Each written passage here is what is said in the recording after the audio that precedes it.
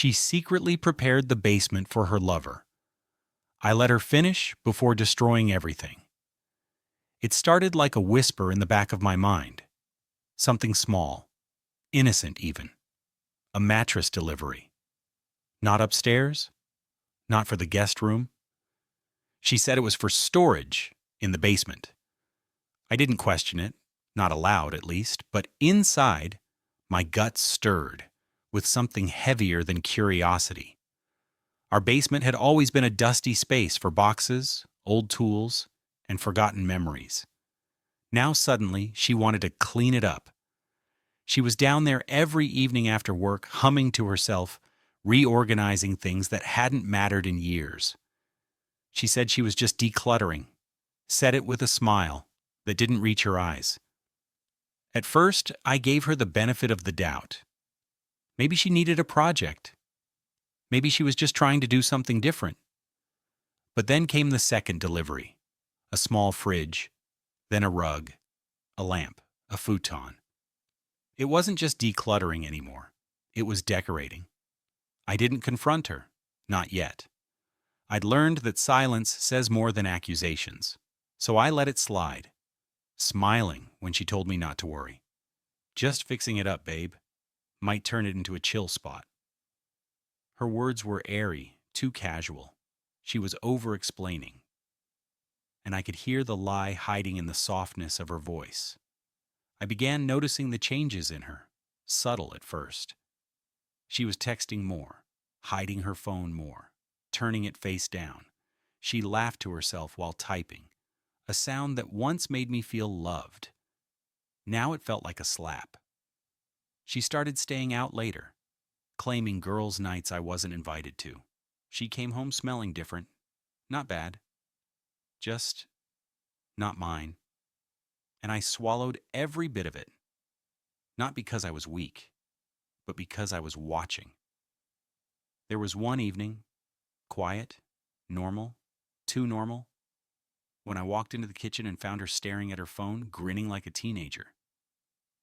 She didn't see me at first, but when she did, her face changed fast. The screen flipped, her posture straightened, and she blurted, "Just a meme from Sarah." Sarah didn't send flirty texts at midnight. Sarah didn't make her giggle and bite her lip. That night, I went down to the basement. I pretended I was looking for old paint cans. What I found instead was a small corner that looked almost lived in. A bed already set up with clean sheets, a new toothbrush in the bathroom drawer, a Bluetooth speaker on the shelf playing a playlist I didn't recognize. She was building a home down there. Not for us, for him. Still, I said nothing. She thought I was blind. But what I was quiet. And that scared her more than anything. She didn't know I was watching the story she was writing, and that I had already picked the ending. She was making space in my house for another man, and I was giving her all the rope she needed to hang herself with it. I started watching her more closely after that night in the basement. She had no idea that I knew, no clue that I'd seen the toothbrush, the playlist, the fridge stocked with drinks I didn't like. She went on playing her part, sweet, casual, slightly distant, always busy, but behind that mask something darker was brewing. She got bolder. The lies came easier. The late nights turned into overnights. She'd text me she was staying at a friend's place because they had a breakup or needed her support. I played dumb. I wished her well. I told her to take her time. Inside, I was boiling. But I never let it show. Her phone was always face down. She started locking it, something she never used to do, and whenever it buzzed, she'd glance at it quickly and excuse herself. Once, while she was in the shower, I heard it buzz. I didn't touch it. I didn't need to. The notification preview was clear enough. "Can't wait to sleep in our space again. Miss your hands?" It wasn't signed, but I didn't need a name. That's when the fog cleared. All the doubts, all the confusion, gone. This wasn't a fling. This wasn't a mistake. This was a plan. She was trying to replace me inside the very home I built. I sat at the kitchen table that night staring at my hands, the same hands that helped her move in, the ones that paid the mortgage, fixed the plumbing, painted the nursery we never got to use. I thought about all the times I forgave her mood swings, ignored the red flags, convinced myself I was imagining things, but I wasn't.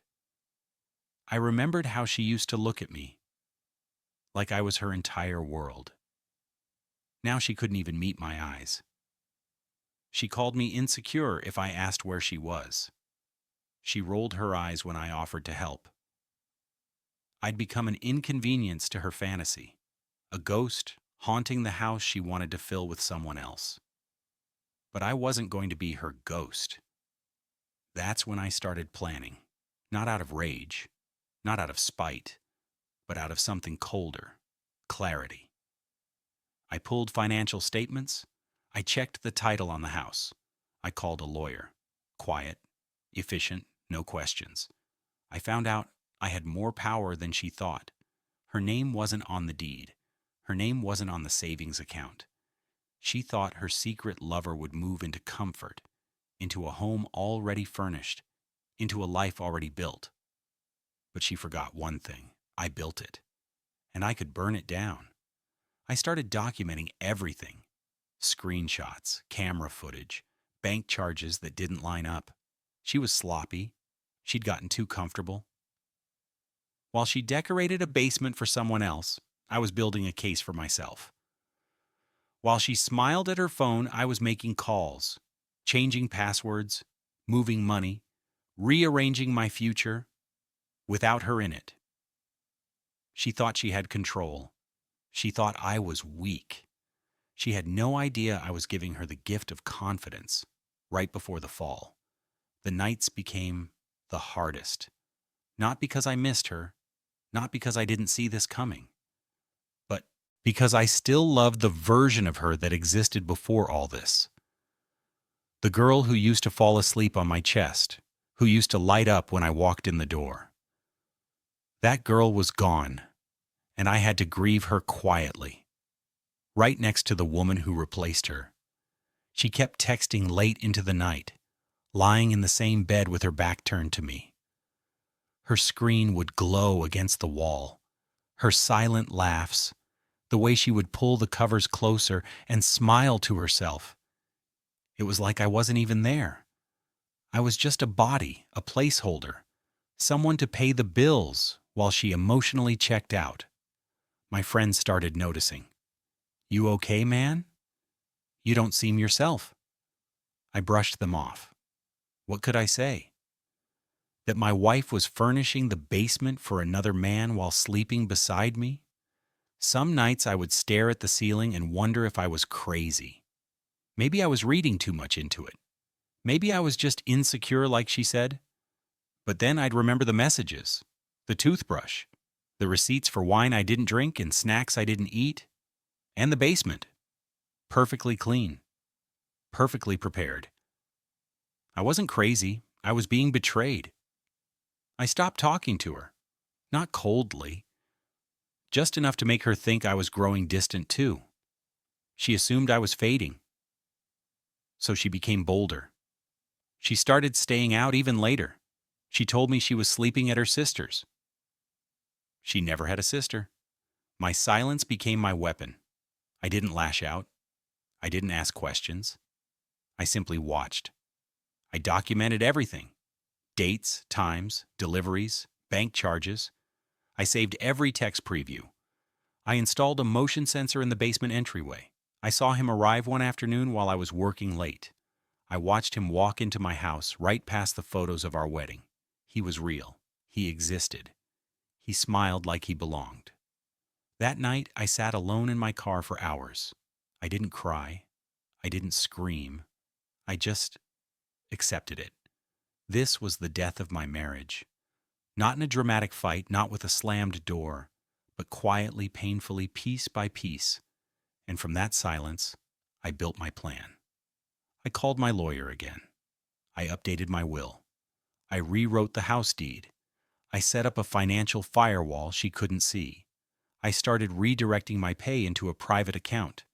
I moved valuables into a safe deposit box, all while she smiled and kissed me on the cheek like nothing was happening.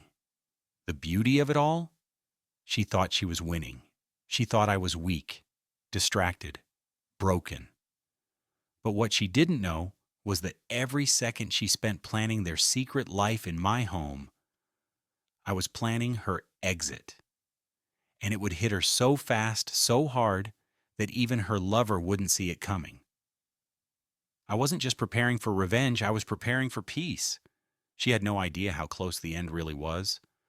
While she posted selfies with vague captions about finding happiness and embracing new beginnings, I was sitting with my attorney, printing out every receipt, every message, every timestamp. I wasn't reacting. I was documenting. Quietly, calmly, thoroughly. She was busy redecorating the basement and emotionally moving on. I was working with a legal team to make sure she wouldn't just lose me. She'd lose everything she thought she could take with her. One night she came home giggling, wine drunk, mumbling something about staying at Rachel's place. She collapsed onto the couch, phone clutched in her hand. I glanced at the screen. Unlocked. Open. And there he was. His name. His face. His message. Miss you already. That basement's starting to feel like home. That was it. That was the line that ended every last ounce of doubt. I screenshotted it, emailed it to myself, and tucked her phone gently under her sleeping hand. I moved fast after that. Our joint accounts were split, passwords changed, locks rekeyed, the deed protected, my paycheck redirected. I filed for divorce and had her served through the attorney's office, sealed, certified, undeniable. But I didn't stop there. I called the landlord of her lover, the one she thought would move in with her. Found out he was facing eviction. I hired a private investigator just to be sure. Turns out the guy had a record, minor theft, nothing violent, but enough to make him legally ineligible to cohabitate on my property, especially while I still owned it. I filed a no trespassing order against him for the house. She'd planned to sneak him in quietly. I planned to throw them both out, loudly, legally, and permanently. While she ordered new curtains for their little basement, I was on the phone with movers, redirecting her belongings to her parents' house. The same parents who never liked me much, until they found out what she did. That's when the moment came. She walked into the house one afternoon, holding a bag of groceries. There was no furniture in the living room. The pictures were gone, the lights were off, and on the kitchen table, a copy of the divorce papers, the restraining order, and the trespass notice for her new roommate. Her groceries hit the floor. She shouted my name like she just remembered I existed. I didn't answer. She stormed down to the basement, calling me crazy, asking what I was doing. She didn't realize the locks had already been changed. But right, she called me 30 times. No higher than that. I'm her sister. I didn't answer anything, because I wasn't ready for that.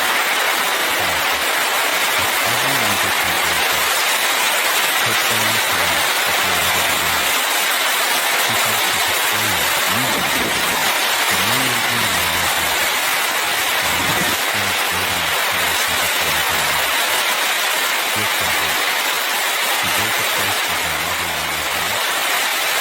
So, I built a future without doing it. The final blow was sad. She stood outside our house, or what used to be our house, holding a bag, tears streaming down her face. The Uber that dropped her off was gone. She hadn't realized it was one way until it was too late. The driver didn't say a word, just pulled away, leaving her standing on the sidewalk in disbelief. Taped to the front door was the final note. Do not enter. Trespassing order enforced. Next to it was a plain white envelope. Inside, copies of the divorce filing, a breakdown of every asset she'd lost, had a note in my handbag. You said you didn't need me? Just proving you right. Her hands shook as she flipped through the pages. Her face crumbled when she saw the letter. Her knees buckled when she realized the basement fantasy wasn't just over. It had never been real. Not for a second. Her lover wouldn't take her in. He bailed as soon as he found out about the legal news. Turns out he liked the idea of sneaking her in. Not committed. He blocked her before the night ended. And her parents? They took her in reluctantly. But it didn't take long before they called me, asking what really happened. I sent them everything, screenshots, footage, the text from the pizza delivery guy. Her mother sobbed. Her father went silent. They stopped calling after that. As for me, I wasn't celebrating. I wasn't gloating. I was free. I packed the last box from the house and walked out with my head held high. Not because I got revenge, but because I chose not to let betrayal define me. I could have screamed. I could have exposed her online, torn her apart publicly.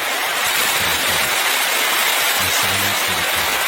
She lost everything she thought she controlled. The house, the lover, the backup plan. I took it all without raising my voice. I let her laugh, let her lie, let her build her little empire of secrets. And then I pulled the ground out from under her. She thought love made me weak. She forgot love was what made me strong. Strength to walk away. Strength to heal. Strength to let her destroy herself with her own choices. I never replied to her texts. I never opened the voicemails. I didn't need to. I'd already said everything I needed to say the moment I handed her the chance to prove she didn't need me. And she did. Now she lives with the proof, alone.